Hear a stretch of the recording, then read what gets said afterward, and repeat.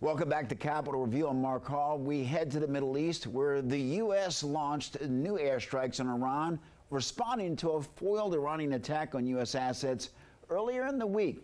Now, the renewed fighting is rattling markets, and President Trump says that the night strikes were payback.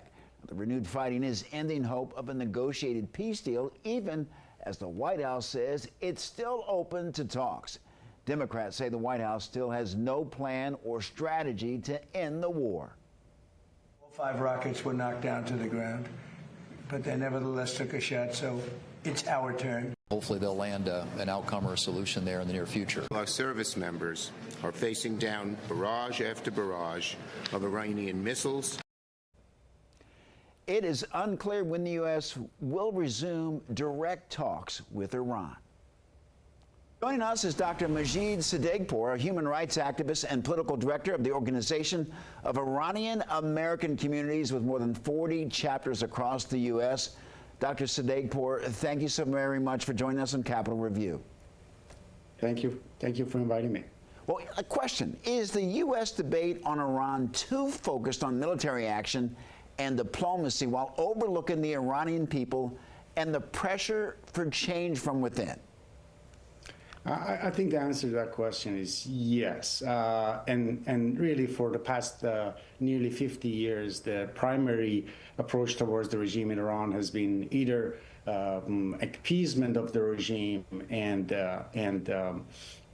or really a military conflict where we are today. Most of it is because the regime has compelled these actions. The regime has not abided by its obligations under international law and certainly weapons of mass destruction. But the problem has worsened, and we have not received the benefits of our activities. I mean, the Western world hasn't. So the core of the issue is the effort is to change the regime's behavior, and that really is the wrong road. This regime will not change its behavior by appeasement or military conflict. It has to get changed from within, and that, to your point, that requires the Iranian people and their uprising and their organized resistance. So that's the answer to that.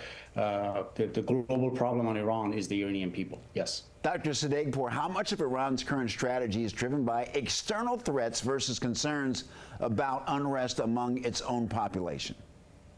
Right. Iran's primary concern, if you had to choose between war and recognition of the Iranian resistance, organized Iranian resistance by Western powers, it would certainly choose war. Iran is a fully militarized. The IRGC is obviously a terrorist organization. They welcomed war for 47 years. The primary war that is being waged in the region in Iran is between the regime and the people of Iran. The regime in Iran sees a true peace in the region as a noose. That is verbatim what Maryam Rajavi, the president-elect of the National Council of Resistance of Iran, Iran's primary opposition group, said just last month.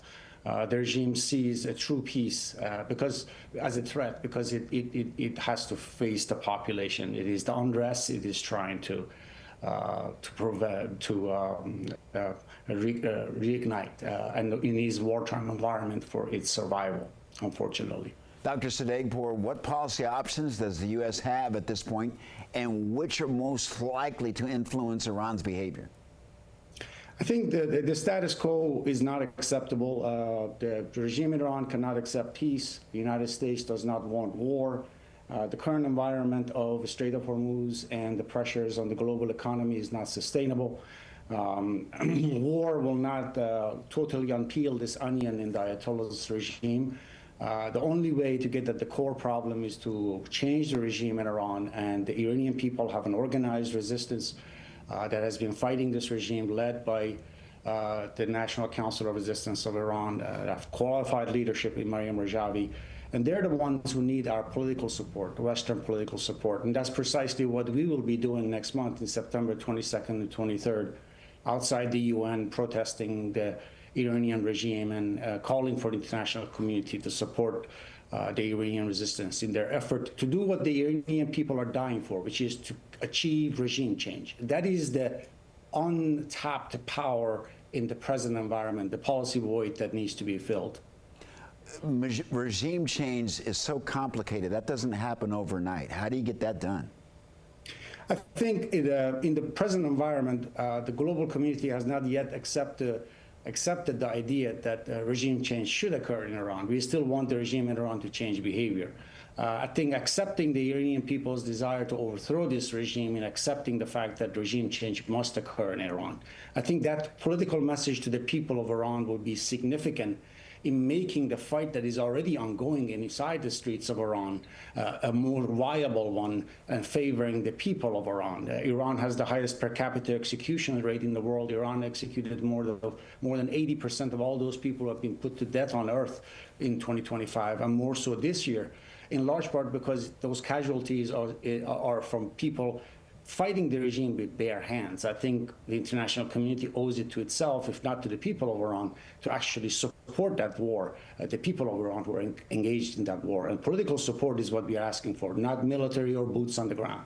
Dr. Majid Sadeghpour, thank you so very much for joining us. Thank you for having me.